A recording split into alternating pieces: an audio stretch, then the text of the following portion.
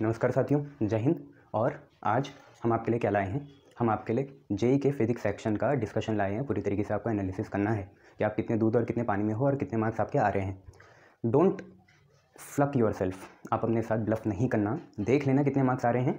और दूसरी बात, मैंने 24 फरवरी का लिया है इवनिंग शिफ्ट का। क्यों लिया है, अब क्यों लिया है? क्योंकि हम अभी बीच में हैं, कुछ का होना है, कुछ का होने वाला है और कुछ का हो गया है। ठीक है, तो इसलिए बीच में लेना बहुत ज़रूरी था। इतना हम वेट नहीं कर सकते थे कि सारे पेपर हो जाते। तो चलिए शुरू करते हैं। हम लोगों को जेईई मेंस का इवनिंग शिफ्ट करना है। इतने पोर्शन में आपको यहाँ पे आपका क्वेश्चन दिखेगा, सोल्यूशन में यहाँ पे करूँगा, तो उसके लिए जगह बना देते हैं और फिर धड़ल्ले से सारे क्वेश्चन करते हैं। ठीक है, जान लगा के हमेशा ऑल द बेस्ट। सारी फॉर्मेलिटीज़ पूरी, इतने में आपको क्वेश्चन आ जाएगा साहब। ठीक है, स्क्रीनशॉट लेके आप कर सकते हैं। यहाँ तक आएगा, ठीक है, देखूँ जरा, यहाँ तक आ ही जाएगा। हाँ जी, यहाँ तक आ जाएगा। यहाँ पे आपका सोल्यूशन होगा। तो देखिए, आप पे पहला क्वेश्चन क्या है, आपको अपनी स्क्रीन में दिख रहा होगा। पहला क्वेश्चन आपको बोल रहा है कि which of the following is correct for Zener diode. अगर आपको पता है कि हमारा जो जेनर डायोड होता है ये क्या होता है, सबसे पहले आपको इसका एप्लीकेशन याद आ रहा होगा। ये वोल्टेज स्टेबलाइजर के जैसे यूज़ होता था। हालांकि अब तो इसकी इतनी ज़रूरत नहीं है, अब तो ये अंदर ही मिनिएचर फॉर्म में आता है, बट ये वोल्टेज स्टेबलाइजर के जैसे यूज़ होता था। और इसको क्या करते थे, इसको हैवली डोप करते थे, हैवली डोप्ड, बहुत हैवली डोप्ड करते थे। कौन सी साइड? दोनों साइड, पी साइड भी और एन साइड भी, दोनों साइड ही हम इसे हैवली डोप करते थे। ज़्यादा डीप में नहीं जाऊँगा कि पी साइड क्या होती है, एन साइड क्या होती है, हमें पता है हैवली डोप करते थे। रिवर्स बाइसिंग होती थी, रिवर्स बाइसिंग करते थे ताकि एक रिवर्स में कांस्टेंट वोल्टेज आए। क्या है? रिवर्स में कांस्टेंट वोल्टेज आए। और दूसरी बात क्या है, रिवर्स बाइसिंग की वजह से इसके जो डिप्लीशन लेयर होती थी वो बहुत थिक होती थी। तो यहीं पे आपको आपका आंसर दिख जाएगा अगर आप ऑप्शन देखें, पहला, दूसरा, तीसरा, चौथा। तो पहला ऑप्शन है लाइटली डोप्ड। गलत जी, लाइटली डोप हो ही नहीं सकता। Depletion layer thickness is less. जब लाइटली डोप्ड ही नहीं है तो आगे का क्या पढ़ना। अब देखिए, दूसरा है हैवली डोप्ड और depletion layer thickness is less. अगर हैवली डोप करेंगे तो डिप्लीशन लेयर थिकनेस लेस क्यों होगी, थिक होगी। तीसरा देखिए, lightly doped depletion layer thickness is more. अच्छा, लाइटली डोप क्यों करेंगे भैया, हैवली डोप करते हैं। चौथा ऑप्शन ही हमारा आंसर होगा, हैवली डोप्ड और depletion layer thickness is more, क्योंकि यहाँ पे हमने लिखा ही है हैवली डोप होनी चाहिए और डिप्लीशन लेयर थिकनेस क्या होनी चाहिए, मोर होनी चाहिए, मतलब थिक होना चाहिए। तो चौथा ऑप्शन आपका यहाँ पे सही हो जाएगा। ठीक है, ये पूरा थ्योरेटिकल बेस था, टीबी लिख देते हैं, मतलब थ्योरेटिकल बेस ये आपका क्वेश्चन था। चलिए, तो ये आपका था क्लास 12 से। इतना भी लिखते रहिए, एनालिसिस आपको पता चल जाएगा कितना परसेंट क्लास 12 से आया और कितना परसेंट क्लास 11 से आया है। दूसरा देखिए जी, आपको बोला है एक डिस्क है, ठीक है, एक डिस्क है जिसका रेडियस a/2 है, उसे हमने कट करा एक डिस्क के अंदर से जिसका रेडियस कितना है, a है। ठीक है, तो रेडियस a वाली डिस्क जो हमारी डिस्क है उससे रेडियस a/2 का हमने क्या करा है, एक और डिस्क कट करा है। ठीक है, आपको x सेंटर ऑफ मास निकालना है। याद रखिए, x सेंटर ऑफ मास क्या होता है, अगर हम बाहर बाहर देखें तो x सेंटर ऑफ मास होता है m1x1 plus m2x2 upon m1 plus m2, यही होता है ना, m1x1 plus m2x2 upon m1 plus m2। But देखिए, आपने अंदर से ही काटा है तो प्लस की जगह क्या लगेगा, यहाँ पे माइनस लगेगा। दूसरा, इस क्वेश्चन में आप देख पा रहे होंगे मास का कहीं आता पता नहीं है, तो आप क्या लगा सकते हो, आप अपने मन से, जैसे चार्ज डेंसिटीज होती है, linear charge density lambda, surface charge density sigma, volume charge density rho, ऐसे आप यहाँ पे, क्योंकि एक तरह की सरफेस है, डिस्क एक तरह की क्या सरफेस है, इसकी थिकनेस बहुत ही पतली है और इसका वर्ग या एरिया क्या है, बहुत ही ज़्यादा है, तो आप यहाँ पे सरफेस मास डेंसिटी लगाएंगे जो कि सिग्मा होता है मास अपॉन एरिया। अब डिस्क का एरिया आपको पता ही है यार, सर्किल के जैसे ही होगा, पाई आर स्क्वायर। आर देख लेंगे क्या है, तो पहले आप ये देखिए डायग्राम क्या है और फिर उन्हें डायग्राम को अलग अलग बनाना, डिस्टेंस देखना उनके ओरिजिन से कितनी है और आंसर आपके सामने हाजिर हो जाएगा। तो आप देखिए, ये आपके ओरिजिन है, ये कुछ ऐसा है origin, X axis, Y axis, हमें एक्स का सेंटर ऑफ मास बनाना है। यहाँ पे आपका एक सर्किल है जिसका रेडियस कितना है, यहाँ से लेकर यहाँ तक a है, और यहीं पे हमने एक और सर्किल काटा जिसका रेडियस कितना है, पहले वाले का आधा है, a/2। अगर आप इन्हें अलग अलग करके बनाएं, ठीक है, अगर आप इन्हें अलग अलग करके बनाएं तो एक तो हम पे ये चीज़ है यार सिंपल सी, कि एक हम पे पूरा सर्किल है, ये जो यहीं पे ओरिजिन से, उसकी दूरी कितनी है, a। ठीक है, उसकी दूरी कितनी है, a। क्लियर है इतनी बातें, और इसमें कुछ नहीं करना है, यहाँ एक्स एक्सिस दे दो, वाई एक्सिस दे लो, आपको x1 मिल गया, आपका कितना a, x1 आपको कितना मिल गया, आपका a मिल गया। दूसरा मैं आपको बताऊँ तो दूसरा कितनी दूरी में हो जाएगा, ये देख लेते हैं, ओरिजिन एक्स एक्सिस और यहाँ पे वाई एक्सिस। तेज कराऊंगा तो थोड़ा वॉइस में मॉड्यूलेशन दिख सकता है। देखो, इतनी दूरी a है और ये भी दूरी a/2 होगी, बोलो हाँ है ना, तो कुल मिला के कितनी है ये, a प्लस a/2, कितनी दूरी हो गई, 2a प्लस a, 3a/2, मतलब जो छोटा वाला स्पेयर है वो कितनी दूरी में है, 3a/2 दूरी में है। ठीक है, तो छोटा जो आपका स्पेयर बना है जिसका रेडियस कितना है, यहाँ से लेकर यहाँ तक ये रेडियस है a/2, ये कितनी दूरी में है, 3a/2 की दूरी में है। ठीक है, अगर ये 3a/2 की दूरी में है तो यही आपका x2 हो जाएगा। क्लियर है इतना, तो हमें ये पता चला हमारा x1 कितना है, a है, x2 कितना है, x2 है 3a/2। ठीक है, अब हम क्या करते हैं, मास तो हमें पता नहीं है बट हमें पता है मास को हम सिग्मा के टर्म्स में और एरिया के टर्म्स में लिख सकते हैं। तो हमारा देखिए मास कितना आ जाएगा, अगर मैं पहली बात करूं बड़े वाले उसका मास कितना आ जाएगा, मास होगा उसका सिग्मा इंटू एरिया। उसका सिग्मा इंटू एरिया, उसका सिग्मा इंटू एरिया। और क्योंकि मेरे हिसाब से डिस्क दोनों ही दो डिस्क एक ही मटेरियल की होगी, डिस्क का मटेरियल क्या होगा, सेम होगा, तो यहाँ पे भाई सिग्मा सिग्मा मानने में क्या जा रहा है आपका, तो मास 1 क्या हो जाएगा, सिग्मा इंटू एरिया। एरिया क्या होता है, एरिया होता है पाई आर स्क्वायर, तो पहले का तो पाई ए स्क्वायर ही हो जाएगा, बोलो हाँ या ना। ठीक है, दूसरे वाले का मास देखेंगे उसमें भी सिग्मा होगा, बट एरिया उसका कितना होगा, पाई, और उसका रेडियस कितना है, a/2 का होल स्क्वायर है, ये हो जाएगा। तो कितना बनेगा, sigma pi a square by 4, ये बनेगा। बस सॉल्व करिए, आंसर आ जाएगा। इसके साथ ये रिलेटेड है, इसके साथ ये रिलेटेड है। तो अगर हम देखें, समझ में आया ना, सेकंड मास कैसे निकला, मास देंगे रखा था sigma into area, area cross sectional वही डिस्क वाला सर्कुलर ही है, पाई इंटू रेडियस का स्क्वायर जो कि है a/2 का होल स्क्वायर। ठीक है, तो एक्स सेंटर ऑफ मास कितना हुआ, एक्स सेंटर ऑफ मास हुआ m1x1 minus m2x2 upon m1 plus m2, ये आपका मास हुआ। ठीक है, एक्स सेंटर ऑफ मास यहीं से निकलेगा। तो मास 1 देखिए आप कितना है, मास 1 है आपका सिग्मा इंटू पाई ए स्क्वायर। ठीक है, और x1 कितना है, x1 आपको पता है a था यार आपका, माइनस m2 कितना है आपका, m2 ये रहा sigma into pi A square by 4। यहाँ पे आपको ऑप्शन दिख रहे होंगे, जल्दी से लगा लीजिए। और x2 कितना है, x2 है 3a/2 और नीचे m1 प्लस m2, m1 कितना है, m1 आपका है सिग्मा इंटू पाई ए स्क्वायर, और यहाँ पे भी माइनस होगा, माइनस m2 आपका है sigma into pi A square by 4। आप ध्यान से देख पाएंगे ए स्क्वायर यहाँ पे भी कॉमन है, ए स्क्वायर यहाँ पे भी कॉमन है, ए स्क्वायर यहाँ पे भी कॉमन है, ए स्क्वायर यहाँ पे भी कॉमन है। तो अगर हमने ए स्क्वायर कॉमन ले लिया तो देखिए आपका आंसर कितना आया, आपका आया यार एक्स सेंटर ऑफ मास कितने के बराबर आया, यहाँ से आया सिग्मा पाई और साथ में ए, यहाँ से आया माइनस सिग्मा, ठीक है, पाई 3a sigma pi 3a 4 to जा कितना 8 अपॉन में देखिए कितना आया, sigma pi minus sigma pi और साथ में नीचे कितना बचा 4। ठीक है, आप एक चीज़ देख सकते हैं यहाँ से, सिंपल सी बात, छोड़ो ग्लव्स को, सिग्मा पाई कैंसिल, आपका आया a माइनस 3a/8 और नीचे आ रहा है आपका कितना 1 माइनस 1/4। ठीक है, तो यहाँ पे आप करेंगे 8a माइनस 3a कितना आया 5a/8 और यहाँ से कितना आया 4 माइनस 1 कितना 3/4, 4 टू जा 8, तो ये आपका आएगा 5a/6। तो देखिए एक्स सेंटर ऑफ मास अगर कहीं ऑप्शन आपको 5a/6 से दिख रहा है तो आप लगा लीजिए और हम आगे बढ़ते हैं। चलिए आपके सामने तीसरा क्वेश्चन हाजिर है। तीसरा क्वेश्चन देखिए आप पे क्या है, तीसरा क्वेश्चन आपको बोल रहा है कि एक बॉडी है, उसको हमने प्रोजेक्टेड करा ओरिजिन से with a velocity v0 along positive x axis. ठीक है, तो एक मान लो यहाँ हमारी ओरिजिन है और ये हमारी एक्स एक्सिस है और ये हमारी वाई एक्सिस है और यहाँ से हम प्रोजेक्टेड करेंगे। प्रोजेक्टेड मतलब ऐसा नहीं कि सीधा चले जाएगा ऐसे ही, बट एक्स एक्सिस की तरफ हो जाएगा कितनी वेलोसिटी से, v0 वेलोसिटी से, एंड विद अ फोर्स हमें दे रखा है कितना माइनस अल्फा एक्स स्क्वायर। ठीक है, जैसे ही हम इसमें फोर्स एक्ट कराएंगे तभी तो बॉडी आगे जाएगी। तो जब ये फोर्स लगेगा minus alpha X square, we don't know alpha क्या है, एक्स हमें पता है पोजीशन है, एक्स कोई सी भी पोजीशन है, इधर की पोजीशन हो सकती है, इधर की हो सकती है, इधर की हो सकती है, कहीं की भी हो सकती है, बट हमें ये बोला है कि बॉडी ओरिजिन से स्टार्ट करके पॉजिटिव एक्स एक्सिस डायरेक्शन में जा रही है v0 वेलोसिटी से और उस पर फोर्स एक्ट कर रहा है कितना माइनस अल्फा एक्स स्क्वायर। तो फाइंड मैक्सिमम डिस्टेंस, हमें बोला है मैक्सिमम डिस्टेंस निकालो ओरिजिन से, यहाँ से निकालना है up to which body can go. ठीक है, ऑप्शन आपको 4 दिख रहे हैं, हमें मैक्सिमम डिस्टेंस निकालना है जहाँ तक बॉडी जा सकती है। डिस्टेंस निकालने के लिए हमें कुछ करना पड़ेगा, एक्चुअली हमें पता है फोर्स है minus alpha X square, but ये एक सिंपल मैकेनिकल मोशन का एग्जांपल है, आपको पता है यहाँ काइनेटिक्स के प्रिंसिपल लगेंगे, फोर्स होता है मास इंटू एक्सेलरेशन। आप चाहते हैं तो एक्सेलरेशन निकाल लीजिए, कितना होगा minus alpha X square by M होगा, ये आपका एक्सेलरेशन हो जाएगा एज सिंपल एज दैट कि ए कितना है, ए है minus alpha X square by M, और ए का आपको एक और फॉर्मूला पता है v is equal to D V by D X, A is equal to V D V by D X. क्या आपको ये भी पता है कि ए होता है V D V by D X. ठीक है, अगर आपको ये दोनों चीज़ें पता हैं तो आप क्या करो, दोनों को इक्वेट कर दो, तो minus alpha X square by M बराबर आ जाएगा V D V by D X के। तो भाई के साथ इसको इधर भेजो, इसको इधर भेजो, तो माइनस एक्स स्क्वायर साथ में अल्फा और साथ में डी एक्स बराबर आया एम वी डी वी के। अब आपने शुरू कहाँ से करा था, जीरो से, आपने शुरू कहाँ से करता है, जीरो से। मान लो आप x तक चले गए और अपने वेलोसिटी भी शुरू कहाँ से करिए, v0 से, वेलोसिटी शुरू कहाँ से है, v0 से, और जब खत्म होंगे तो फाइनल वेलोसिटी आपकी कितनी हो जाएगी, जीरो हो जाएगी। मतलब v की तो लिमिट अगर हम इंटीग्रेट भी करेंगे तो v की तो लिमिट कहाँ से आएगी, v0 से जीरो आएगी, बट x की लिमिट आएगी जीरो से x। दोनों साइड अगर मैं इंटीग्रेट कर दूं तो मेरी बात बन सकती है, ये जा रहा है v0 से कहाँ तक, ये जा रहा है v0 से जीरो तक। इनिशियल इसकी v0 वेलोसिटी थी, जब वो फाइनली ग्राउंड पे टच होगा तो फाइनल वेलोसिटी उसकी जीरो होगी, वो रेस्ट में आ जाएगा। और x की लिमिट जीरो से कहाँ तक चलेगी, x तक चलेगी। आपको पता है माइनस अल्फा बाहर आया, इंटीग्रेशन करना है किसका, एक्स स्क्वायर डी एक्स का, जो कि होता है एक्स क्यूब बाई 3। ठीक है, एक्स क्यूब बाई 3 करेंगे जीरो से कहाँ तक, एक्स तक, और यहाँ पे m बाहर आया, वी डी वी का होता है वी स्क्वायर बाई 2, लिमिट लगी v0 से लेकर कहाँ तक, जीरो तक। ना आपको पता है upper limit minus low limit करना है, जीरो डालने से कोई फायदा होगा नहीं। ठीक है, जीरो डालने से कोई फायदा नहीं होगा, बट सिंबॉलिकली आप डाल दो तो आप पे क्या आएगा, माइनस अल्फा।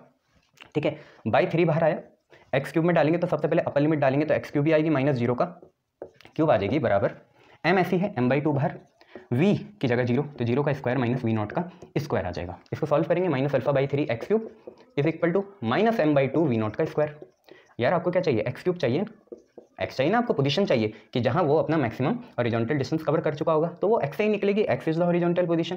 तो एक्स क्यूब कितना आएगा -mv0²/2, तो ऐसे ही रहा, 3 ऊपर गया, ठीक है, माइनस से माइनस कैंसिल हो गया और अल्फा आया नीचे, ठीक है। एक्स क्यूब कितना आएगा, 3 ऊपर अल्फा नीचे, एक्स अगर आपको निकालने तो क्यूब रूट करना पड़ेगा, तो आपको कुल मिला के आएगा 3/2 mv0² का क्यूब रूट। अगर ये कोई ऑप्शन है तो आप टिक लगा लीजिए, अगर ये कोई ऑप्शन है तो आप टिक लगा लीजिए, अगर ये कोई ऑप्शन है तो आप टिक लगा लीजिए। कौन सा ऑप्शन है, पहला ही ऑप्शन है, तो पहला ऑप्शन हमारा ठीक हो गया है।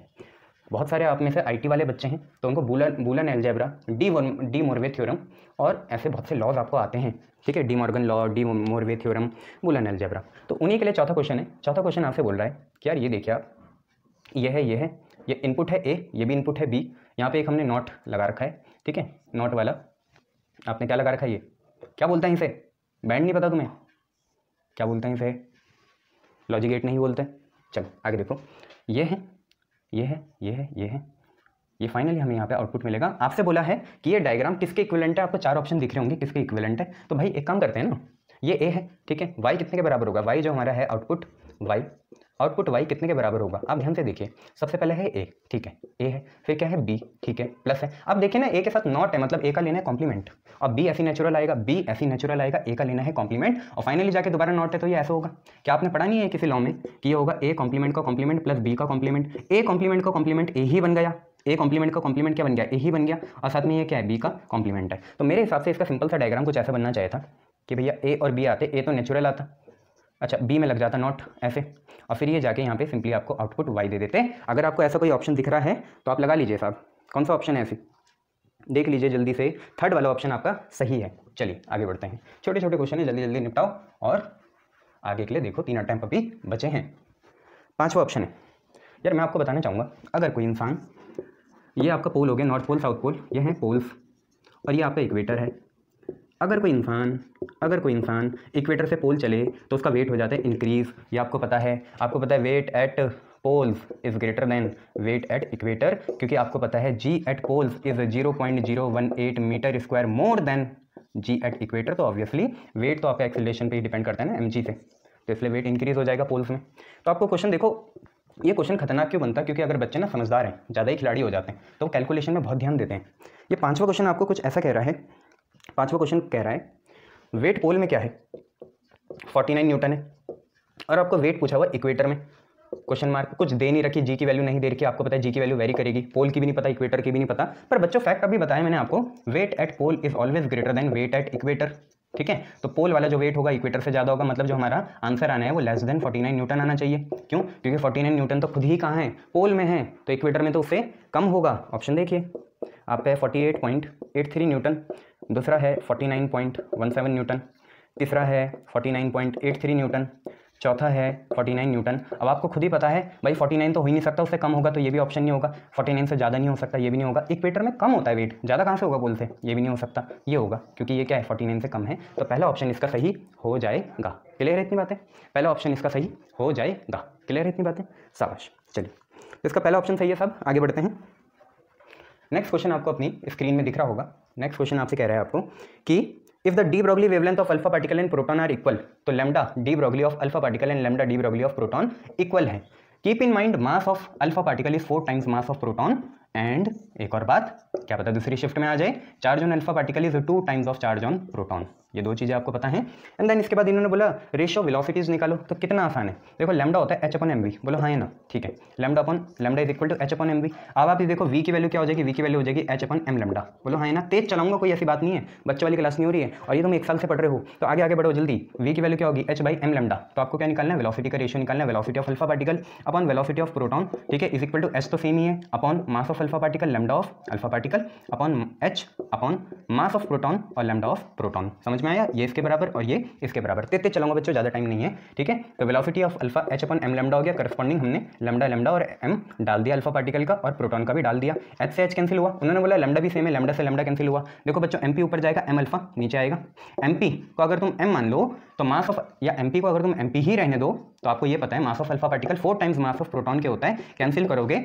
1:4 आपका आंसर आ जाएगा। चेक करिए 1:4 कहाँ है, ठीक है। तो ऑब्वियसली फर्स्ट इज योर 1:4। चलिए दूसरा, नेक्स्ट जो आपका 7th क्वेश्चन है, 7th क्वेश्चन आपका थ्योरेटिकल कंसेप्ट पे है। उन्होंने बोला कि एक लाइट सोर्स लाइट को एमिट कर रहा है, और अगर हम लाइट को वायलेट से रेड कर लें, एक लाइट का सोर्स है। अब लाइट का सोर्स आपकी 12th क्लास में कहाँ था? या तो इंटरफेरेंस में था और या तो डिफ्रैक्शन में था, ठीक है। अब इंटरफेरेंस और डिफ्रैक्शन दोनों की बातें हो ही रही हैं, तो एक बात तो हम जानते ही हैं यहाँ पे कि जो भी फ्रिंज विद आएगी, चाहे वो फर्स्ट सेकेंडरी मिनिमा हो या प्राइमरी मिनिमा हो या सेंट्रल मैक्सिमम हो, beta is directly proportional to lambda होता है। ये तो आपको पता होना चाहिए क्वेश्चन से पहले, beta is equal to D lambda by D. और इसके बाद अब क्वेश्चन देखिए, क्वेश्चन आपसे बोल रहा है अगर हम लाइट को वायलेट से रेड कर दें, वायलेट से कहाँ कर गए रेड, ओल्ड थी वायलेट, न्यू थी रेड, तो पहले देखिए फर्क क्या क्या आएगा, फर्क क्या क्या आएगा। पहली बात तो देखो लैम्डा रेड का ज़्यादा होता है लैम्डा ऑफ वायलेट से, ठीक है। यहाँ पे keep in mind violet old है, रेड न्यू मॉडिफिकेशन है, पहले वायलेट था अब क्या है रेड है। तो लैम्डा और बीटा के बीच में कैसे रिलेशन है, डायरेक्ट है, तो बीटा ऑफ वायलेट ग्रेटर हो जाएगा बीटा ऑफ रेड से, ठीक है। बट एक बात यही है, इंटेंसिटी रिमेन सेम, इंटेंसिटी में फर्क थोड़ी पड़ेगा, इंटेंसिटी रिमेन्स सेम। बट एक और वही बात है, कंट्रास्ट बढ़िया हो जाएगा, जितना बढ़िया कलर लाओगे रेड लाओगे तो कंट्रास्ट और हो जाएगा, कंट्रास्ट और हो जाएगा। इसका मतलब ब्राइट 100% ब्राइट, परफेक्टली ब्राइट दिखेगा, और डार्क कंप्लीटली डार्क दिखेगा, डार्क कंप्लीटली डार्क दिखेगा। अब बस इतनी इन्फॉर्मेशन के बाद, क्योंकि कुछ भी आ सकता है जी में, तो मैंने सारी इन्फॉर्मेशन लिख ली। ऑप्शन देख लीजिए, ऑप्शन बोले fringe becomes dark, obviously fringe completely dark हो जाएगी, ये कंटेंडर है। दूसरा separation between two consecutive fringes decreases. अच्छा देखो भाई बीटा तो बड़ा है ना, बीटा बड़ा है ना, रेड के बाद पहले वायलेट था तो मान लो 1 था, अब रेड आया तो ऑब्वियसली बीटा बड़ा, तो 1 से ज़्यादा होगा, लेटर से 1.3 होगा, तो दूसरा ऑप्शन तो हो ही नहीं सकता, बीटा तो बड़ा है ना, फ्रिंज विद बड़ी है। Next intensity of central maxima will increase, और चौथा ऑप्शन है intensity of central maxima will decrease. Intensity same रहेगी भाई, तो दूसरा भी गलत हो गया क्योंकि ऑब्वियसली फ्रिंज विद को बढ़ना था, यहाँ इन्होंने डिक्रीज बोल दिया है। तीसरा भी गलत, चौथा भी गलत, इंटेंसिटी में कोई फर्क नहीं पड़ेगा, एक ही ऑप्शन बचा पहला वाला कि कंट्रास्ट बढ़ जाएगा, डार्क और डार्क दिखेगा। क्लियर है इतनी बातें, चलो बहुत बढ़िया। नेक्स्ट करते हैं। नेक्स्ट आपको देखो क्वेश्चन क्या बोला है, क्वेश्चन ये करंट इलेक्ट्रिसिटी का क्वेश्चन है, और हालांकि इसे एसी में भी काउंट कर सकते हैं, ऐसी कोई बात नहीं है, जरूरी थोड़ी है डीसी सर्किट मान के ही क्वेश्चन को करना है। तो ये आपका 8th क्वेश्चन क्या है मैं बता दूं, पहले वाले क्वेश्चन में 7वें वाले में पहला ऑप्शन सही था कि कंट्रास्ट बढ़ जाएगा। इसके बाद देखिए थोड़ी मुझे जल्दी है, तेज कराऊंगा, आगे बढ़िए। ये यहाँ पे आपको 2 ओम और साथ में 2 हेनरी दे रखा है, आगे बढ़ेंगे। यहाँ पे आप पे दोबारा 2 ओम आ गया, और यहाँ पे आप पे 2 हेनरी है, फटाफट फटाफट फटाफट 9 वोल्ट की बैटरी है, ठीक है। और यहाँ पे आपका कितना है, एक और वो करके यहाँ पे आपका ऐसे कनेक्शन देके ये भी 2 ओम है और ये भी 2 ओम है। इन्होंने बोला t इक्वल टू 0 में स्विच को क्लोज करा।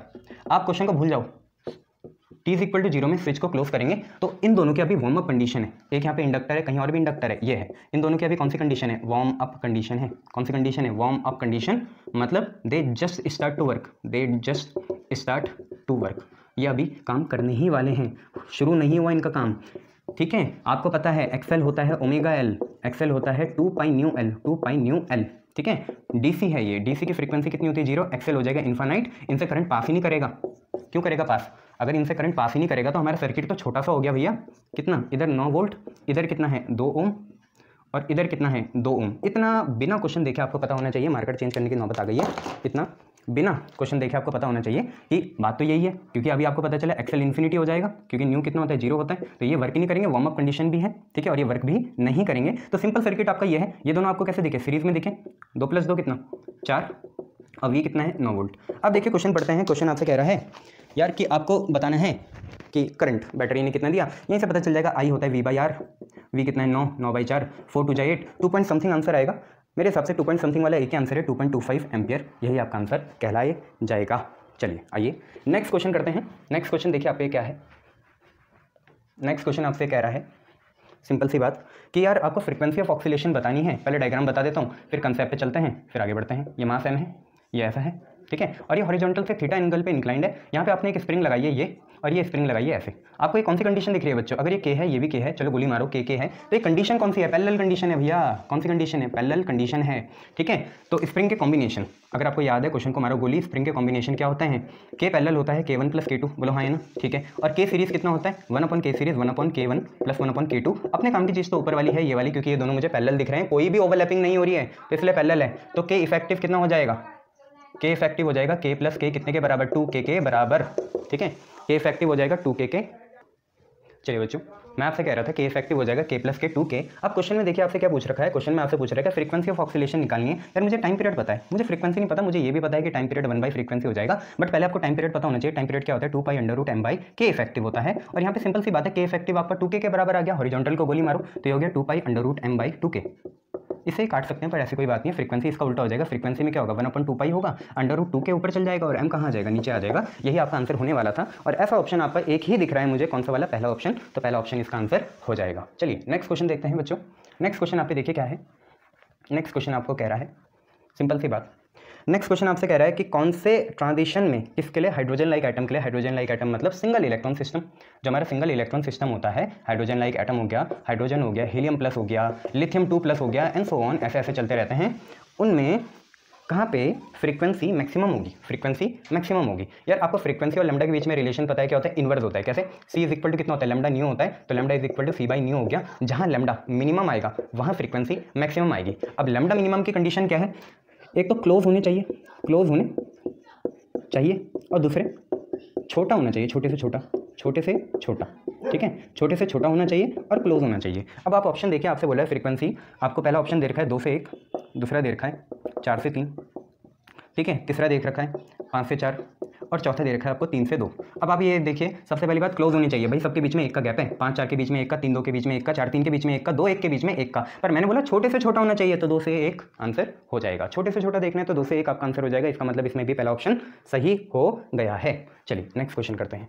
छोटे छोटे क्वेश्चन यार, आपको लॉजिक देखना है और कुछ नहीं। यहाँ देखिए नेक्स्ट क्वेश्चन आपसे क्या बोल रहा है, 2 इलेक्ट्रॉन है, उन्हें फिक्स करा एट अ सेपरेशन 2d। तो मान लो मैंने एक इलेक्ट्रॉन को यहाँ फिक्स करा और एक इलेक्ट्रॉन को मैंने यहाँ फिक्स करा और टोटल दूरी है 2d। ये सेंटर O मान लिया, ये डिस्टेंस हो जाएगा d और ये भी डिस्टेंस हो जाएगा d। चलिए आगे बढ़ते हैं क्वेश्चन में। At the middle of these 2 charges of proton is free to oscillate. ठीक है, इनके बीच में कहीं प्रोटॉन होगा, कहीं भी मान लो ऊपर नीचे, मैंने यहाँ पे मान लिया बीच में प्रोटॉन है p, ऊपर लगा दीजिए प्लस। इसके बाद इन्होंने बोला mass of proton is mp, charge of proton is e। चलो भाई हमें ये पता है। इसके बाद now if proton is slightly displace perpendicular to the line joining the charge. ठीक है, मतलब प्रोटॉन जो है स्प्रिंग के जैसे हमने इसे एक्ट करा और इसे स्लाइटली क्या करा, डिस्प्लेस करा, ये ऑक्सीलेट करेगा, डिस्प्लेस करा ऑक्सीलेट करेगा, नीचे खींचेंगे, फोर्स की वजह से एक तरह का यहाँ पे रीस्टोरिंग फोर्स लग जाएगा।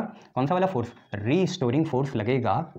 एक तरह से रीस्टोरिंग फोर्स की वजह से क्या होगा, देखो दिमाग में बहुत सारे आइडिया चल रहे हैं, जल्दी जल्दी बताऊंगा। ठीक है, तो वाइस हिसाब से साथ ना दे तो उसे माफ़ करना, दिमाग में बहुत आइडिया चल रहे हैं। तो एक तरह का रिस्टोरिंग फोर्स लगेगा और ये स्प्रिंग के जैसे एक्ट करेगा। ठीक है, अगर इसकी डिस्प्लेसमेंट नीचे वाली वाई होगी तो force is equal to ky हो जाएगा। बट यहाँ पे इलेक्ट्रोस्टैटिक फोर्स भी लगेगा, इतना हमें पता है। इलेक्ट्रोस्टैटिक फोर्स भाई क्या होगा, अगर हम देखें यहाँ फोर्स ऑफ इलेक्ट्रोस्टैटिक, तो ये डायपोल वाली कंडीशन नहीं हो गई।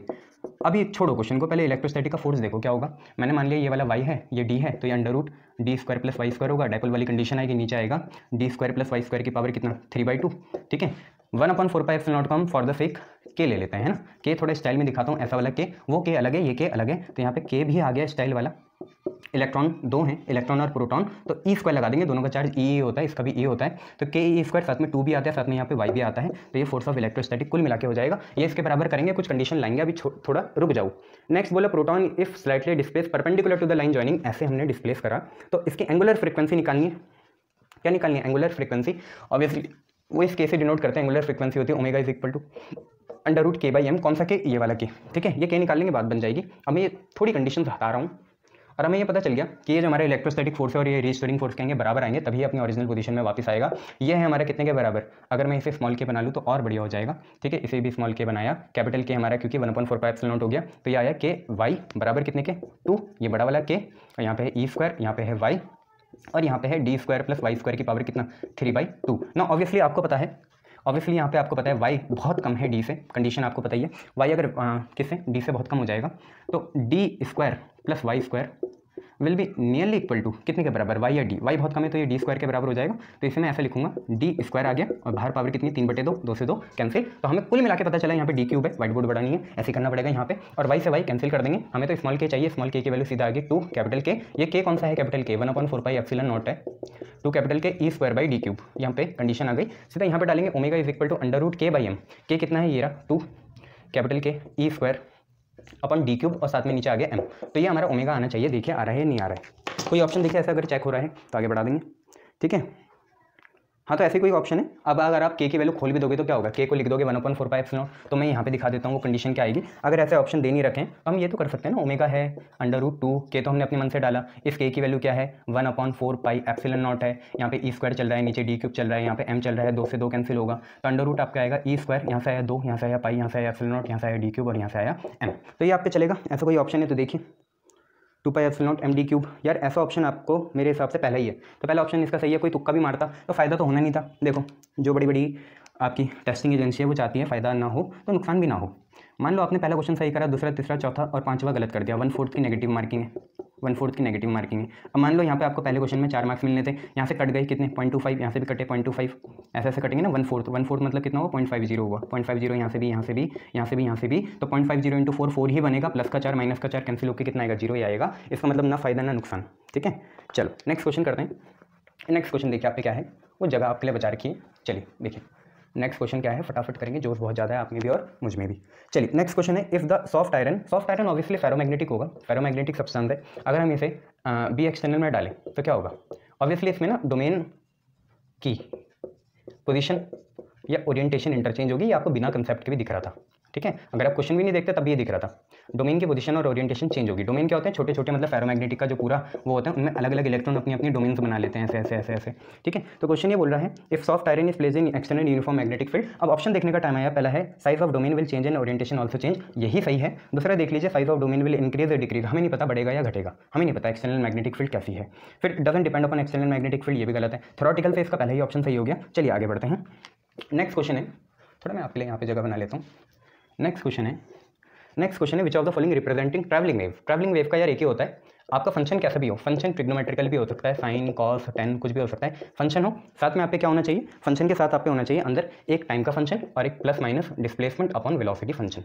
तो ऐसे में आप ऑप्शन देख लीजिए कौन कौन से हैं। अगर इनमें से ट्रैवलिंग वेव ऐसी किसी फॉर्म में आ रही है तो बढ़िया है, एक्स बाई वी एक इंटीजर या नंबर ही आएगा, कोई दिक्कत वाली बात नहीं है, टी होना चाहिए। तो आप देखिए सबसे पहला है Y is equal to A sine 15t minus 2x, A sine 15t minus 2x, फिर यहाँ पे y is equal to A cos 15t sine 2x। अब यहाँ पे दो साइनोसोडियल फंक्शन नहीं हो सकते, ये पीरियोडिक फंक्शन जरूर है बट साइनोसोडियल नहीं है। फिर है y is equal to A sine 15t और यहाँ पे cos 2x, ये भी गलत है, दो फंक्शन नहीं होते एक साथ। फिर है y is equal to A exponential, तो हो ही नहीं सकता, तो पहला ही ऑप्शन इसका क्या हो जाएगा, सही हो जाएगा। हो सकता है कि जिस बच्चे को ये याद होंगे, बहुत से बच्चे से कवर होके आते हैं ना क्वेश्चन, ऐसे थोड़ी है कि जेई वाले दे देंगे एनटीए वाले, वो तो पता नहीं 6-7 महीने बाद दें, तो उन्हें ऑप्शन याद नहीं होंगे, तो ऑप्शन ऐसे बनाए होंगे कि पहला ही ऑप्शन सही हो जाए। हालांकि ओरिजिनली ऐसा क्वेश्चन आ नहीं सकता, मतलब ऑप्शन ऐसे आ नहीं सकते, क्वेश्चन यही रहेंगे, जरूरी नहीं कि सारे ऑप्शन 1 ही आए, इसका आंसर तो 1 ही है। अब देखिए नेक्स्ट क्वेश्चन क्या है। नेक्स्ट क्वेश्चन आपको बोल रहा है पीवी डायग्राम आपको शोन करा है, देख लीजिए पीवी डायग्राम देख लीजिए प्यार से, यहाँ पे वॉल्यूम है, यहाँ पे प्रेशर होगा, पीवी डायग्राम में मतलब आइसोथर्मल कंडीशन होगी और बहुत सी कंडीशन हो सकती है, यहाँ पे एडियाबैटिक भी हो सकती है, आइसोकोरिक हो सकती है, जो भी है। आपको देखिए ग्राफ दे रखा है ये और ये, ठीक है, ये ऐसे नीचे आ रहे हैं कितनी वॉल्यूम तक, 2v वॉल्यूम तक। फिर उसके बाद यहाँ पे v वॉल्यूम है, फिर उसके बाद यहाँ पे प्रेशर कितना है, p है, फिर उसके बाद यहाँ पे प्रेशर कितना है, p/2 है, फिर उसके बाद यहाँ पे प्रेशर कितना है, p/4 है, और कुछ नहीं दे रखा, इसे ए बोल रखा, इसे बी बोल रखा, इसे सी बोल रखा, इसे डी बोल रखा, डी है भी इसमें नहीं है। चलो तो आपको बोला है ए बी आइसोथर्मल है, ए बी क्या है, आइसोथर्मल है, आइसोथर्मल, ठीक है, और इस टाइम टेम्परेचर टी है, 1 मोल हमने गैस का यूज़ करना है, ठीक है। बी सी आइसोकोरिक दिख रही है, बी सी क्या है, आइसोकोरिक है, ठीक है, और आपको सी ए दे रखी एडियाबैटिक, सी ए का ग्राफ ज़्यादा स्टीप होता है, एडियाबैटिक है। एडियाबैटिक कोफिशिएंट आपको दे रखा है गामा, गामा पता है ना, CP/CV, तो टोटल वर्क डन निकालने, वर्क डन टोटल। अब वर्क डन टोटल देखो सिंपल सी बात है, पहले तो यार आपको पता होना चाहिए क्या होता है, ठीक है। वर्क डन टोटल क्या होगा यार, यहाँ पे 3 प्रोसेस है, वर्क डन आइसोथर्मल प्लस, क्योंकि work done scalar quantity, angle देखना नहीं है, work done isothermal, sir thermo में एंगल भी कहाँ से आया, आता है बेटा, ऐसी कोई बात नहीं है। Work done isothermal, work done adiabatic plus work done isochoric. अब आपको सारे ये वर्क डन पता होने चाहिए। वर्क डन आइसोथर्मल क्या होता है, याद भूल गए, nRT log बेस E या log बेस 10 क्या होता है, V2/V1 या P1/P2, क्योंकि P is inversely proportional to V होता है, तो P1/P2 जहाँ होगा वहाँ आएगा V2/V1, तो उल्टा चलता है, कोई बात नहीं। वर्क डन एडियाबैटिक आपको पता होगा, या तो nRT2-T1 अपॉन 1 माइनस गामा लिख लो, या इसकी जगह क्या लिख सकते हो, nRT, PV is equal to nRT होता है, बोलो हाँ है ना, PV is equal to nRT होता है, nR सेम है, P1V1 T1, P2V2 T2, तो यहाँ पे आप लिख सकते हो P2V2 minus P1V1 upon 1 minus gamma, और वर्क डन आइसोकोरिक आपको पता है कितने से आता है, P डेल्टा V से आ जाता है। चलो अब ध्यान से देखो, ए से बी, ये सारी चीज़ें आपको समझ में आ गई, कुछ कुछ चीज़ें मिटानी पड़ेंगी, ये मिटा देता हूँ। आपको पता है कि आइसोकोरिक कौन सा है, आइसोकोरिक से पहले ये तो आइसोथर्मल है, ठीक है, आइसोथर्मल आपका ए बी है, आइसोथर्मल आपका ए बी है, बी से आपका आइसोकोरिक है, और ए से आपका एडियाबैटिक है। चलो सबसे पहले वर्क डन ए बी का निकाल लेते हैं, जो कि क्या है, आइसोथर्मल है।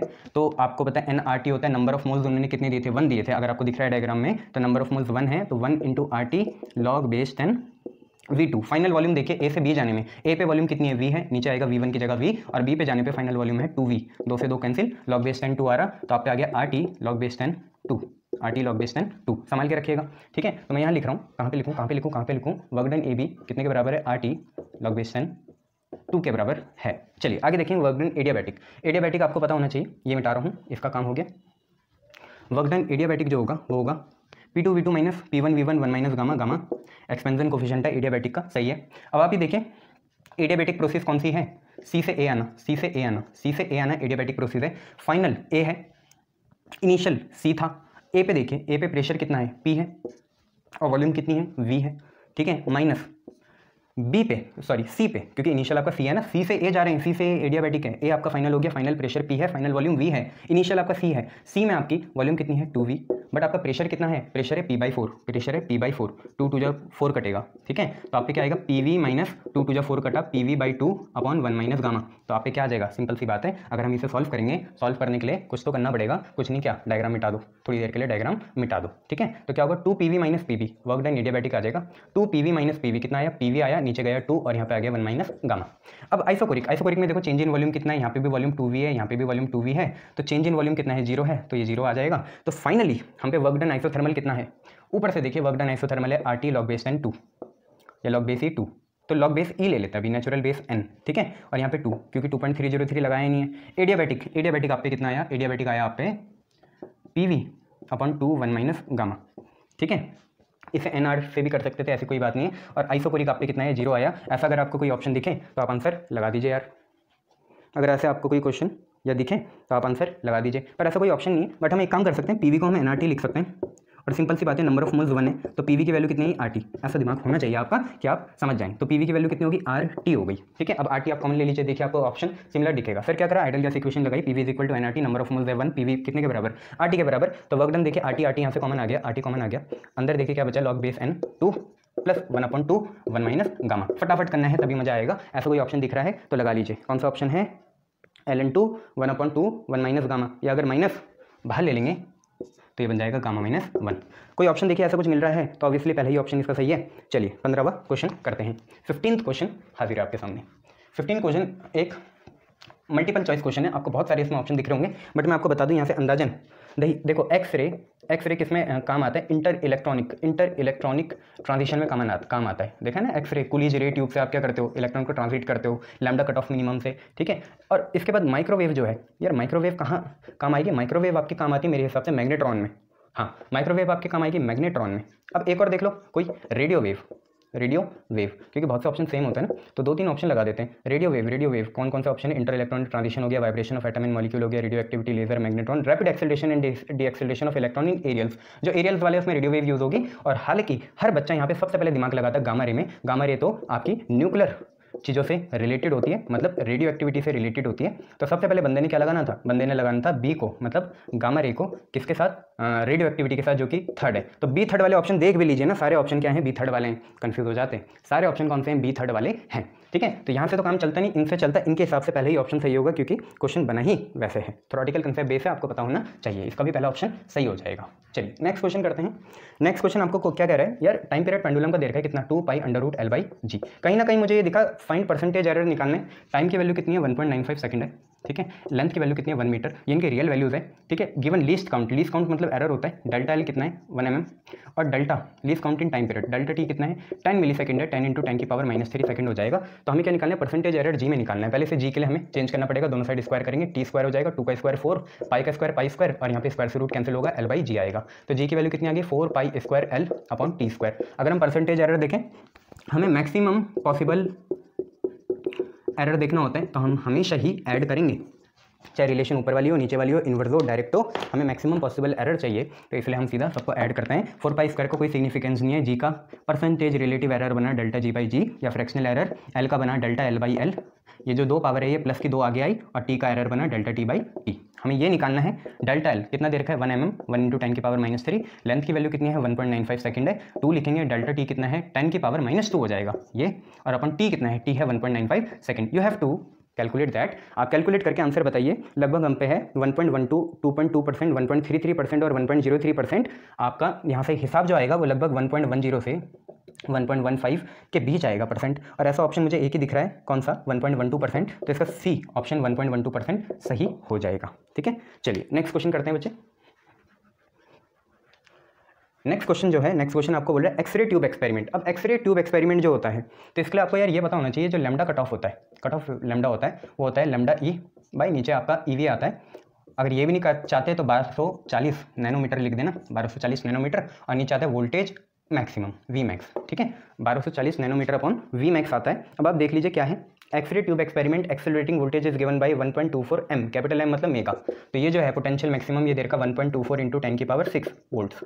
And then find the cut off wavelength, आपको पता है ऊपर 1240 आएगा, ईवी में आएगा, ठीक है, साथ में नैनोमीटर भी आता है। तो आप देखिए 1240 है, ये पॉइंट हटा 2 जीरो कैंसिल, 124 ये बचा, पॉइंट हटा 6 बना 4 ये, ठीक है। अब इसके बाद ये से काटेगा 10 बार तो 10 और 10 की पावर 4 ऊपर जाके 10 की पावर -4 हो जाएगा। इनको सॉल्व करेंगे 10 की पावर -3 आएगा। 10 की पावर -3 वाला है कोई, हाँ है, और नैनोमीटर तो चल ही रहा था तो 10 की पावर -3 नैनोमीटर इसका ऑप्शन हो जाएगा। इसका मतलब इसका भी पहला ऑप्शन क्या है, सही है, ठीक है, इसका भी कौन सा ऑप्शन सही है, पहला ऑप्शन सही है। चलिए नेक्स्ट करते हैं बच्चे। 18वां क्वेश्चन आपसे कह रहा है असेसन रीजनिंग का है, ठीक है, इसका मतलब पहला ऑप्शन सही है, दूसरा ऑप्शन सही है। तो पहला ही ऑप्शन देखें तो हमें बोलेगा ट्रांजिस्टर 2 पीएन जंक्शन डायोड से बन सकता है, उनको सीरीज में लाना पड़ेगा। हालांकि कथन सबसे गलत है, 2 पीएन जंक्शन को अगर हम सीरीज में लगा दें ऐसे तो बात नहीं बन पाएगी, ट्रांजिस्टर ना ऑक्सीलेटर वाला बन पाएगा ना एम्पलीफायर वाला बन पाएगा, ये कथन गलत है। हालांकि दूसरा ऑप्शन क्या है, beta is the ratio of current gain IC when constant आपका क्या हो, कलेक्टर करंट हो, और IB जब बेस करंट क्या हो, कांस्टेंट हो। तो ये कथन सही है, इसे परफॉर्मेंस रेशियो भी कहते हैं, ऐसे कोई दिक्कत वाली बात नहीं है। IC/IB performance ratio Carnot cycle में भी आता है। तो पहला कथन गलत है, दूसरा कथन सही है। अगर आप ये देख लीजिए स्टेटमेंट 1 क्या है, फॉल्स है, स्टेटमेंट 2 क्या है, 2 क्या है, ट्रू है। तो अगर आपको ऐसा कोई ऑप्शन दिखे तो वो सही हो जाएगा, फटाफट करेंगे। तो फॉल्स ट्रू सेकंड वाला है, सेकंड वाला सही हो जाएगा, थ्योरेटिकल ऑप्शन है। चलिए आगे बढ़ते हैं। देखिए नेक्स्ट क्वेश्चन आपसे क्या कह रहा है, आपसे बोला है विच of the following curve represent relation between velocity with displacement of particle performing simple harmonic motion. Velocity और डिस्प्लेसमेंट मतलब x के बीच में रिलेशन क्या होगी। तो आपको पता है v is equal to A, पता है ना ये क्या होती है, v is equal to omega square Y नहीं, v is equal to omega under root a square minus X square. आपको ये किसकी याद दिला रहा है, इलिप्स की याद दिला रहा है। इलिप्स कैसा बनता है, सिंपल सी बात है, ऐसे बनता है, ये आपका इलिप्स होता है। अगर कोई ऑप्शन इलिप्स वाला है तो लगा दीजिए। हाइपरबोला नहीं होता, स्ट्रेट लाइन नहीं होता, सर्किल नहीं होता, इलिप्स होता है, क्योंकि इसका सारा ग्राफ इलिप्स वाला ही चलता है ना सारा, ये कि इक्वल इंटरसेप्ट काटेगा, तो इसका ऑप्शन वही हो जाएगा, इलिप्स वाला, इलिप्स की याद दिलाता है ये। नेक्स्ट क्वेश्चन देखिए, नेक्स्ट क्वेश्चन आप पे क्या है, विच of the following is most appropriate regarding Bohr model. यार बोहर मॉडल की मुझे 2-3 चीज़ें याद आ रही है कि एक तो आर होता है, R naught N square by Z, तो मतलब आर डायरेक्टली प्रोपोर्शनल होता है एन स्क्वायर बाई जेड के।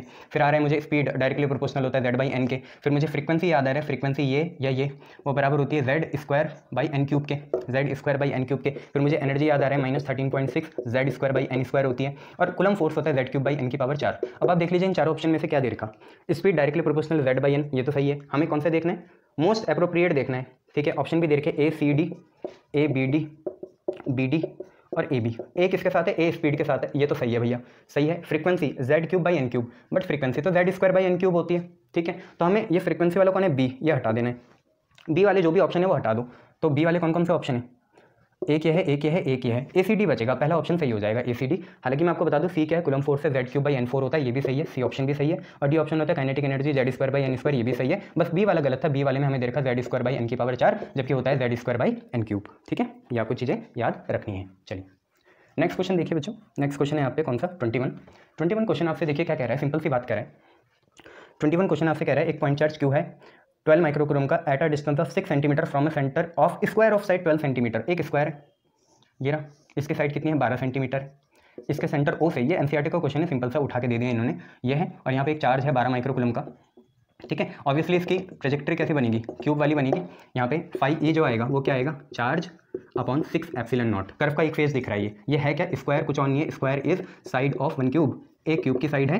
एक बच्ची ने मेरे से क्वेश्चन भी पूछा था पिछली बार मार्च में, तो मैंने भी उसे यही कहा था कि बाद में दिखाएंगे। तो क्यू बाई 6 एप्सिलॉन नॉट है, ठीक है भाई। उन्होंने बोल रखा फ्लक्स की वैल्यू भी दे रखी है, फ्लक्स की वैल्यू कितनी है, x इंटू 10 की पावर 3 है, ठीक है। चार्ज की वैल्यू कितनी है, चार्ज की वैल्यू है 12 माइक्रोकूलम, 12 इंटू 10 की पावर -6। सिर्फ आपको क्या निकालना है, x की वैल्यू निकालनी है, बहुत आसानी से निकलेगी। देखिए x इंटू 10 की पावर 3, क्वेश्चन पूरा पढ़ लीजिए, आपको बस x की वैल्यू निकालनी है। फाई ई, क्योंकि ये एक फेस लग रहा है मुझे क्यूब का, तो होगा कितना, Q by 6 epsilon not, Q की जगह 12 इंटू 10 की पावर -6, 6 टू जा 12, तो यह 2 इंटू 10 की पावर -6 अपॉन एप्सिलॉन नॉट। अब एप्सिलॉन नॉट की वैल्यू 8.8 इंटू 10 की पावर -12 भी डाल सकते हो आप यहाँ, 8.8 इंटू 10 की पावर -12 डाल दो। ये तो अगर याद नहीं है तो आपको इतना तो पता होगा, 1/4 पाई एप्सिलॉन नॉट की वैल्यू कितनी होती है 6, आपकी होती है 9 इंटू 10 की पावर 9। तो ये 1 एप्सिलॉन नॉट की वैल्यू क्या हुई, 1 एप्सिलॉन नॉट की वैल्यू हुई 4 पाई इंटू 9 इंटू 10 की पावर 9। अगर आप ये भी डालेंगे तो बात बन जाएगी। तो x इंटू 10 की पावर 3 है, 2 इंटू 10 की पावर -6 है, और ये 1 एप्सिलॉन नॉट की वैल्यू आई 4 पाई इंटू 9 इंटू 10 की power 9। Now just solve it, आप सॉल्व करिए इसे। ये 10 की पावर 3 है, यहाँ पे बचेगा 6, 6 से -6 कैंसिल, x की वैल्यू आएगी 9 4 जा 36, 36 2 जा 72 और बचा पाई होता है 22/7। ठीक है, तो लगभग 7 1 जा 7, 7 10 जा 70, लगभग 220 के लगभग आएगा। और मेरे हिसाब से यहाँ पे आपको ऑप्शन नहीं दे के मैं आपको ऑप्शन दे देता हूँ, कितने कितने हैं, 330 है, 110 है, तीसरा है 220, 220 नहीं 226 और चौथा है 411। तो ऑब्वियसली आपका 200 के लगभग आंसर आएगा, 226 इसका आंसर हो जाएगा। क्लियर है इतनी बातें? बोलो हाँ है ना, शाबाश। चलो नेक्स्ट क्वेश्चन देखते हैं क्या है। देखिए आपको नेक्स्ट क्वेश्चन क्या कह रहा है, सिंपल सी बात है। नेक्स्ट क्वेश्चन आपको कह रहा है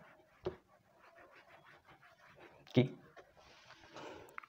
एक ऑब्जेक्ट है, दो ऑब्जेक्ट हैं, उनका मास का रेशियो 1:2 है, तो m1 रेशियो m2 कितना हुआ, 1:2 हुआ, और काइनेटिक एनर्जी का रेशियो है a:1। ठीक है, तो k1 रेशियो k2 कितना है, a:1 है। अगर मोमेंटम सेम है, उनके मोमेंटम क्या सेम है, तो मतलब m1 v1 = m2 v2 है। ठीक है, ये मोमेंटम क्या है, सेम है। तो उन्होंने बोला ए निकालो, तो यार हमें एक फॉर्मूला ये भी तो पता है कि काइनेटिक एनर्जी होती है p²/2m। बोलो हाँ है ना। ठीक है, तो देखो k1/k2 कितना होगा, k1/k2 हो जाएगा। यहाँ से देखो क्योंकि दोनों के मोमेंटम सेम है तो मैं p² ही रहने दे रहा हूँ और यहाँ 2m1 लिख रहा हूँ, और यहाँ पे क्या करेंगे p² और यहाँ पे कर देंगे 2m2। k1 का हो गया p²/2m1, k2 का हो गया p²/2m2। फ्लो के साथ चलना पड़ेगा, 2 से 2, 2 से 2, p से p कैंसिल। k1/k2 क्या आएगा, m2 आएगा ऊपर, m1 आएगा नीचे। ठीक है, अब सिंपल सी बात है, kinetic energy m1 ratio m2 कितना दे रखा है आपको, m1 रेशियो m2 दे रखा 1/2, तो m2/m1 कितना होगा, 2/1 होगा। तो k1/k2 कितना आया, 2/1 आया। सिंपल सी बात है। एक और बात, k1 क्या होगी, हाफ, k1 क्या होगा, हाफ m1 v1 का स्क्वायर, और k2 होगा हाफ, ये 10th का क्वेश्चन है बच्चा ICSE का, m2 v2 का स्क्वायर, इससे कैंसिल होगा, m1/m2, m1/m2 हाफ डालो, ये चीज़ क्या आ गई, हाफ आ गई। यहाँ पे क्या चल रहा है, v1 स्क्वायर, यहाँ पे क्या चल रहा है, v2 स्क्वायर, और ये पूरा बराबर कितने के चल रहा है, 2:1 के, 2 उधर जाएगा। ठीक है, तो v1 स्क्वायर/v2 स्क्वायर कितने के बराबर आ जाएगा, 4:1 के आ जाएगा। बट यही तो उसके बराबर है, a:1 के, a:1 के यही तो बराबर है। तो a की वैल्यू आपको सीधा दिख रही होगी, कितनी आ जाएगी, 2 आ जाएगी, क्योंकि जब हम इसका क्या करेंगे, रूट करेंगे, तो a की वैल्यू √4 मतलब 2 आ जाएगी। इसे किसी भी मेथड से कर सकते हो, ऐसे मेथड से मैंने आपको बता दिया है। ठीक है, क्लियर इतनी बातें, शाबाश। या यहाँ देख लो ना, k1/k2 कितना है, a/1 आया, k1/k2 यहाँ से कितना है, 2/1 के बराबर है, दिख रहा है ना, k1/k2 कितने के बराबर है, 2/1 के, a की वैल्यू कितनी आ गई, 2 के बराबर आ गई।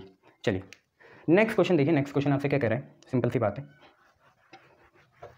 देखिए नेक्स्ट क्वेश्चन आपसे कह रहा है कि एक गैस है जिसकी RMS स्पीड लेटर से इनिशियल है 200 मीटर पर सेकंड है, उसका टेम्परेचर T1 कितना देर का, 27 डिग्री सेल्सियस मतलब 300 केल्विन, और उसका प्रेशर कितना है, 1 atm। प्रेशर की जरूरत भी नहीं है। अब अगर उसकी RMS स्पीड सेकंड कितनी है, x/√3 है, और टेम्परेचर कितना है, 127 डिग्री सेल्सियस है, मतलब लगभग 400 केल्विन, तो उसकी x की वैल्यू निकालो। तो भाई एक और सिंपल सी बात है, VRMS क्या होता है, तुम भूल गए, √3 RT/m होता है। बोलो हाँ है ना। ठीक है, तो एक बार VRMS की वैल्यू 200 आई, तो ये हुआ √3 हुआ, R ऐसी, टेम्परेचर की वैल्यू 300, मॉलिक्यूलर मास ऐसी रहने दो। और एक बार VRMS की वैल्यू कितनी है, x/√3 है। ठीक है, √, रहेगा 3 रहेगा, R रहेगा, टेम्परेचर की जगह 400 और यहाँ पे लगा देंगे मास m। ठीक है, 300 क्या कर रहे हो, 400 बोलो सीधा। ठीक है, तो यहाँ पे 300 की जगह 400 आया, 3 ऐसी है, R ऐसी है, मास ऐसी है, मास से मास कटेगा, R से R कटेगा, 3 से 3 कटेगा, तो आपका आएगा 200 से डिवाइडेड बाई x/√3, आपका आया √300 अपॉन 400, इसके बराबर। ये इससे कटा, ये इससे कटा। ठीक है, अब एक सिंपल सी बात है, √3 ऊपर गया तो ये बना 200√3/x, और यहाँ पे √3 ऐसी रहेगा, 4 का रूट आएगा 2, इससे ये कैंसिल हुआ, x की वैल्यू 200 दूनी कितना, 400, x की वैल्यू कितनी आ गई, 400 मीटर पर सेकंड आ गई। तो एक सिंपल सा क्वेश्चन था। इसके बाद एक क्वेश्चन देखिए, आपको क्वेश्चन कह रहा है यहाँ पे, नेक्स्ट क्वेश्चन आपको कह रहा है कि एक सीरीज LCR सर्किट है, रेजोनेंस में। अच्छा, रेजोनेंस में पावर जो होगी AC वाली और पावर जो होगी DC वाली सेम होती है। पावर DC क्या होती है, V²/R होती है, इतना हमें पता है। रेजोनेंस में सर्किट जो LCR वाला है, सर्किट कौन सा, LCR वाला, वो DC के जैसे बिहेव करता है, मतलब AC वाला LCR सर्किट DC के जैसे बिहेव करता है, इतना हमें पहली नॉलेज से पता था। तो पावर AC और पावर DC सेम हो जाएगी, V²/R। आपको क्या बोल रहा है भाई कि पावर कितनी है, 16 वाट है। चलो, वोल्टेज सोर्स कितना है, 120 वोल्ट है। फ्रीक्वेंसी कितनी है, फ्रीक्वेंसी 10⁵ रेडियन पर सेकंड है। हमें मतलब ही क्या फ्रीक्वेंसी से, हमें रेजिस्टेंस निकालना है। रेजिस्टेंस यहीं से देखो, R हो जाएगा V²/पावर, V² कितने, 120 × 120, और पावर की वैल्यू कितनी है, 16। मैं आपको ऑप्शन दे देता हूँ, पहला है 400, 600, ठीक है, 900, तीसरा है 800, चौथा है 200। सिंपल सी बात है। तो आप ये जानते हो यार, 12 × 12 कितना हुआ, 144 हुआ, 2 0 है, 100 ऐसी, 16 ये, 16 से कितने बार कटेगा, 9 बार, 900 आंसर आ जाएगा। यही आपका आंसर है। क्लियर इतनी बात है, शाबाश। चलिए नेक्स्ट क्वेश्चन देखिए बच्चे, क्या है नेक्स्ट क्वेश्चन, आपको बोल रहा है, नेक्स्ट क्वेश्चन आपको कह रहा है, नेक्स्ट क्वेश्चन बच्चे आपको कह रहा है कि एक सिलेंड्रिकल वायर है जिसका रेडियस है 0.5 मिलीमीटर, मतलब 10⁻³ मीटर, और उसकी कंडक्टेंस G की वैल्यू है 5 × 10⁻7 ओहम मीटर इनवर्स। तो यार ये कंडक्टेंस नहीं होगा, कंडक्टिविटी होगा, क्योंकि कंडक्टेंस की तो ओहम इनवर्स आती है। बोलो हाँ है ना। ठीक है। तो ये कंडक्टेंस नहीं होगा, ये जेई वालों ने एक क्या कर दिया, ब्लंडर कर दिया है। ये कंडक्टेंस नहीं होगा, ये कंडक्टिविटी होगी सिग्मा, ठीक है, गलत है। पोटेंशियल ग्रेडियंट दे रखा है वी, पोटेंशियल ग्रेडियंट को के ले लेंगे, कितना 10 की पावर मिली वोल्ट पर मीटर, ठीक है, 10 की पावर मिली वोल्ट पर मीटर मतलब 10 इंटू 10 की पावर -3 वोल्ट पर मीटर। और करंट दे रखा है, करंट कैसा फ्लो कर रहा है, करंट है x cube into pi milli ampere मतलब 10 की पावर -3 एम्पियर। ऑब्वियसली हमें x की वैल्यू निकालनी पड़ेगी। इतनी सारी चीज़ों से हमें क्या पता चलता है, आप ये बता दीजिए, ठीक है, बोलो क्या पता चलता है। यार करंट को हम बहुत तरीके से निकाल सकते हैं, ठीक है। मेरे को पता है कि क्योंकि मुझे करंट निकालना है, एरिया भी निकाल लूँगा मैं, इससे एरिया भी निकल जाएगा, तो J is equal to sigma ये होता है, इतना मुझे पता है, ठीक है। एक तो J हो गया, और करंट का J से रिलेशन क्या है, I by A is equal to J, ठीक है। तो मैं यहीं डाल देता हूँ ना, ये I की वैल्यू क्या हो जाएगी, I की वैल्यू हो जाएगी J इंटू ए, और J की वैल्यू कितनी है, सिग्मा E इंटू ए। अब E होता है V बाई एल, बट यहाँ दे नहीं रखा है, पर K तो दे रखा है, तो K क्या होता है, K होता है V बाई एल, K होता है V बाई एल। और E क्या होता है, E होता है V इंटू एल, बोलो हाँ है ना, E होता है V इंटू एल, हमें तो E चाहिए ना, तो E होगा V बाई एल, तो E कितना है V बाई एल, और V की वैल्यू कितनी है KL स्क्वायर। तो ये भी हम यहाँ पे डाल सकते हैं। सिग्मा की वैल्यू हमें पता है ये रही, ठीक है। E की वैल्यू हमें दे रखी है, E की वैल्यू हमें कहाँ से मिलेगी, इसी से मिलेगी, एक्सक्यूज मी। और एरिया कितना होगा, एरिया होगा पाई आर स्क्वायर, इसका स्क्वायर कर देना, सारे रिलेशन देख लेना, आंसर आपके सामने हाजिर हो जाएगा। ऑप्शन में आपको बता देता हूँ क्या क्या है, 2 हैं, 3 हैं, 4 हैं, चौथा है 5 इसका ऑप्शन सही होगा। सारी वैल्यू डाल के ही निकालना है और कुछ यहाँ पे हरकतें नहीं करनी है, ठीक है। इतना आप कर लेंगे साथ, हाँ सर हम कर लेंगे। चलिए इसके बाद नेक्स्ट देखिए बच्चे, क्वेश्चन क्या है, फटाफट करेंगे। देखो हमें नेक्स्ट क्वेश्चन क्या बोल रहा है, सारा फॉर्मूला बेस्ड है इसलिए मेहनत नहीं करनी है, कंसेप्चुअल बेस है तो बता देता हूँ, शॉर्टकट भी बता दूंगा कंसेप्ट का। तो यार 2 कार हैं, एक कार है यहाँ पे ए और एक कार है यहाँ पे बी, ठीक है, 2 कार हैं, 2 कार ए और B both moving towards each other. अच्छा, दोनों एक दूसरे की तरफ जा रही है with the speed of 7.2 kilometre per hour. इसकी भी 7.2 है और इसकी भी 7.2 है किलोमीटर पर आवर, मतलब 5/18 करेंगे ताकि मीटर पर सेकंड में आ जाए। पता है ना, ये तो बचपन से पढ़ रहे हो कि किलोमीटर पर आवर को मीटर पर सेकंड में करना है, तो 5/18 करेंगे, 18 4 जा 72, 5 इंटू 0.4 होगा 2 मीटर पर सेकंड, ठीक है। तो 2 मीटर पर सेकंड आ गया। इसको अगर आपको कुछ बोलना है तो बोल सकते हैं आप, ऐसे कोई दिक्कत वाली भी नहीं है बात, इसको आप यू बोल दीजिए, कोई दिक्कत वाली बात नहीं, इनिशियल स्पीड है। उसके बाद उन्होंने बोला source A produce a sound of frequency 676 hertz. जब ये इधर जा रहा है तो इसकी फ्रीक्वेंसी आ रही है 676 हर्ट्ज। तो हमें बीट फ्रीक्वेंसी निकालनी है। बीट फ्रीक्वेंसी क्या होता है, डिफरेंस होता है, ठीक है, किसका, frequency apparent minus frequency real. अब जरा समझते हैं क्वेश्चन क्या कहना चाह रहा है। क्वेश्चन बोल रहा है find the beat frequency heard by the person sitting in car A.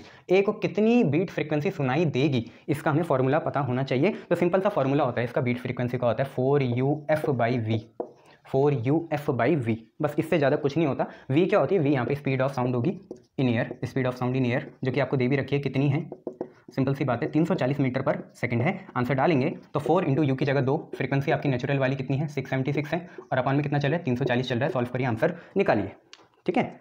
Option दे देता हूँ मैं आपको, कोई ऐसी बात नहीं। पहला ऑप्शन है 12 हर्ट्ज बीट फ्रीक्वेंसी, डिफरेंस होता है 13 हर्ट्ज, तीसरा है 14 हर्ट्ज, चौथा है 16 हर्ट्ज, ठीक है। तो इसका ऑप्शन 16 हर्ट्ज आ जाएगा। इससे सॉल्व करोगे 4 2 जा 8, कैसे भी काटो 170 आ गया ये, और काटो 2 2 जा 4, 2 8 जा 16, 85 आ गया। ये इसे काटेगा, सीधा आंसर निकालना 16 हर्ट्ज के बराबर वैल्यू लगभग आ जाएगी। क्लियर है इतना, शाबाश। चलिए नेक्स्ट क्वेश्चन करते हैं बच्चे। नेक्स्ट क्वेश्चन हम पे क्या है, नेक्स्ट क्वेश्चन हमें बोल रहा है कि हमें क्या करना है, जैसे ही हमने फोर्स अप्लाई करा रॉड पे अलॉन्ग इट्स लेंथ के अलॉन्ग करा हमने फोर्स अप्लाई, तो उसकी लंबाई थोड़ी सी बढ़ गई, ये इतनी बढ़ गई, ये कितनी बढ़ गई 0.04 मीटर बढ़ गई, इतनी बढ़ गई है। अब अगर हमने लेंथ को हमने डबल कर दिया और डायमीटर को भी हमने डबल कर दिया, डायमीटर डबल होगा, इसका मतलब एरिया हो जाएगा पहले वाले का 4 टाइम्स, क्योंकि एरिया होता है पाई आर स्क्वायर या पाई डी स्क्वायर बाई 4, तो इसलिए डायमीटर 4 टाइम्स हो जाएगा। ये 2 है, 2 का दुगुना कितना होगा 4 होगा, एरिया 4 टाइम्स हो जाएगा। तो and the same force is apply along its length, अगर यहाँ पे भी फोर्स एफ ही अप्लाई करा, ये इनिशियल कंडीशन थी, ये फाइनल कंडीशन है। तो रॉड अब इलोंगेटेड होगी x इंटू 10 की पावर -2 मीटर, तो आपको x पूछा हुआ है, तो बहुत वाले x वाले आगे मेरे हिसाब से इन्होंने मिक्स बना रखा है, वैसे ये सेकंड शिफ्ट का ही था। तो यार यहाँ पे पॉइजन फार्मूला लगेगा, जो प्रेशर होता है, स्ट्रेस होता है, फोर्स अपॉन एरिया, वो होता है बराबर y delta L by L के। ये आप लगा दोगे तो सिंपल हो जाएगा। पॉइजन फार्मूला आपको पता ही, इक्वेशन होती है change in lateral strain upon longitudinal strain, ये आपको लगाना है, आंसर आ जाएगा।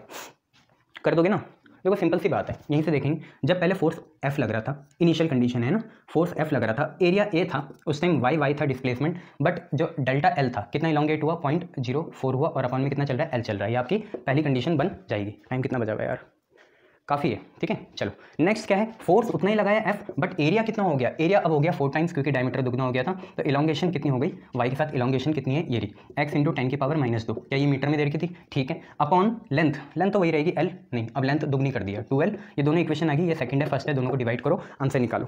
दोनों को डिवाइड करके आंसर निकालो बच्चों, अभी डिवाइड करो इन्हें, आंसर निकालो, क्या दिक्कत है, निकाल लोगे ना, ठीक है। तो ऑप्शन बता देता हूँ यहाँ से, x की वैल्यू 1 आ सकती है, 2 आ सकती है, 3 आ सकती है, 4 आ सकती है, आंसर है 2, ठीक है। दोनों को डिवाइड करो, आंसर निकाल लोगे ना, आंसर x की वैल्यू, ठीक है। x की वैल्यू कितनी आ जाएगी, 2 आ जाएगी, क्लियर, शाबाश। x की वैल्यू आपकी कितनी आ गई, 2 आ गई, क्लियर है बच्चों। पानी पी लें थोड़ा, फिर पढ़ाते हैं आगे। चलिए बच्चों, ये भी आपने कर लिया, 2 आई की वैल्यू और कुछ नहीं। अब एक लास्ट क्वेश्चन बचा, इसके बाद जेई का पोर्शन खत्म हो गया है फिजिक्स का, देखते हैं समय लगा तो केमिस्ट्री और मैथमेटिक्स का भी लाएंगे, बट अभी ये देखिए नेक्स्ट क्वेश्चन आपके क्या है, एक रॉड है जिसकी लेंथ 2.4 मीटर है और मास 6 kg है, उसे हमने रेगुलर हेक्सागन में कन्वर्ट कर दिया। हेक्सागन मतलब बेंजीन जैसा शेप, ऐसा, ठीक है। अब हर एक की लेंथ कितनी होगी, 2.4 टोटल थी, उसका 6 पार्ट होगी हर एक की, और पूरा मास अगर 6 kg था तो हर एक का 1 kg होगा। इतने पोर्शन का मास कितना होगा, 1 kg होगा। ये आपको पता है, ये पूरा एंगल कितना बनेगा, कुल मिला के 360 बनेगा। 6 इंटू 60 कितना होगा, 360 होगा, तो हर एक पार्ट कितने का है, 60 का है, और उसका भी आधा पार्ट कितना होगा, 30 होगा, ठीक है। अगर ये लेंथ कितनी होगी, पूरी लेंथ अगर हम L मानते, 2.4 को L मानते, तो ये लेंथ हो जाती है L/6। अच्छा इतनी भी लेंथ कितनी होती, L/6 होती। अच्छा इतनी भी लेंथ कितनी होती, L/6 होती है ना, थोड़ा इलोंगेट करके देख लेना। अब उन्होंने बोला find the moment of inertia in K G per metre square of a hexagon about the axis perpendicular to the plane of the hexagon passing through its centre. अच्छा मतलब हमें क्या करना है, ये हेक्सागन है, इसे ये है हमारी परपेंडिकुलर एक्सिस, इसके अराउंड ऐसे ऐसे घुमाना है, ये घूमेगा ऐसे ऐसे ऐसे घुमाना है। तो उन्होंने बोला पासिंग थ्रू द सेंटर से निकालना है, बट हमें तो आदत यहाँ से है ना इतना, तो यहाँ पे क्या लगेगा, I real moment of inertia real is equal to I at centre of mass plus ma का स्क्वायर, ठीक है। ये हमारा आ जाएगा किसके लिए, एक फेस के लिए, एक फेस के लिए। तो मोमेंट ऑफ इनर्शिया पूरा हेक्सागन का होगा कितना, 6 टाइम्स हो जाएगा इसका, 6 times of I real, 11th में आपको बहुत पढ़ाएंगे क्वेश्चन, तो 6 times of I centre of mass plus ma square. अब आपको ये चीज़ क्या दिख रही है, ये चीज़ एक ट्राइंगल है, ट्राइंगल का आई क्या होता है, ma²/12 होता है, और इसके बाहर वाले का तो वही है ma स्क्वायर है, वो हम बाद में ऐड कर लेंगे, ये है। तो यहाँ पे सीधा ऐसे हो जाएगा, ठीक है। तो मास m/6 है, अगर मैं आपको बताऊँ ये कैसा होगा, 6 लिखा, देखो आई सेंटर ऑफ मास कितना आया, आई सेंटर ऑफ मास वही होगा m into a square, but हमें एक्सिस से जाना है, यहाँ से ऐसे घुमाना है, ऐसे ऐसे है ना। तो मास तो एक ट्राइंगल वाले पोर्शन का कितना है, m/6 है, ठीक है। तो m और a स्क्वायर कितना है, a आपको पता है इसका कितना है, L/6 है, ठीक है, इसका स्क्वायर, और साथ में यहाँ पे क्या चल रहा है, 1/12 चल रहा है, साथ में ma स्क्वायर निकालने, तो m तो m/6 ही हुआ, बट यहाँ पे जो a होगा, a क्या होगा, a होगी साइड ऑफ ट्राइंगल, आपको पता है कितनी होती है, √3/2 इंटू a, ठीक है। तो यहाँ पे लिखेंगे √3/2 इंटू a कितना है, a वही है आपका यार, अभी देखा था आपने L/6, इसका स्क्वायर कर देंगे, ये सॉल्व करना, आंसर आपके सामने हाजिर हो जाएगा। देख लेना, मैं आपको बता रहा हूँ ना, सिंपल सी केस क्या होती है, जैसे मान लो ये है ना, इसे हमें घुमाना है ऐसे, तो एक तो हम यहाँ से घुमा सकते हैं, एक यहीं से घुमा सकते हैं, ये चीज़ इसकी सेंटर ऑफ मास है। तो जो आई रियल है, आई रियल क्या होगा, I at centre of mass plus axis of rotation से ये दूरी है, इसे a बोलते हैं, तो ma स्क्वायर हम लगाते हैं, वही मैंने यहाँ पे करा है, सॉल्व करके देख लेना, जल्दबाजी है कि कितना आएगा। तो वही है m/6 L/6 का होल स्क्वायर बाई 12 और m/6 √3/2 L/6 का होल स्क्वायर। ऑप्शन में बता देता हूँ 0.6, 0.7, 0.8 और 0.9, तो इसका आंसर आएगा 0.8 kg मीटर स्क्वायर, ठीक है, 0.8 kg मीटर स्क्वायर। आपको देखो L दे रखा है, L कितना है, L 2.4 है नहीं है, और मास की वैल्यू कितनी है, मास की वैल्यू 6 kg है, उसका 1/6 करेंगे तो यहाँ पे 1 आएगा, L 2.4/6 आएगा, मतलब 6 4 24.4 आएगा, सॉल्व कर लेना, आंसर हाजिर है। तो यहीं पे आपका ये जेई का फिजिक्स खत्म होता हुआ, थैंक यू, ऐसे ही करते रहें। अब बहुत जल्दी हम फिजिक्स का हो गया, केमिस्ट्री और मैथमेटिक्स का भी लेके आएंगे। जय हिंद, जान लगा के हमेशा।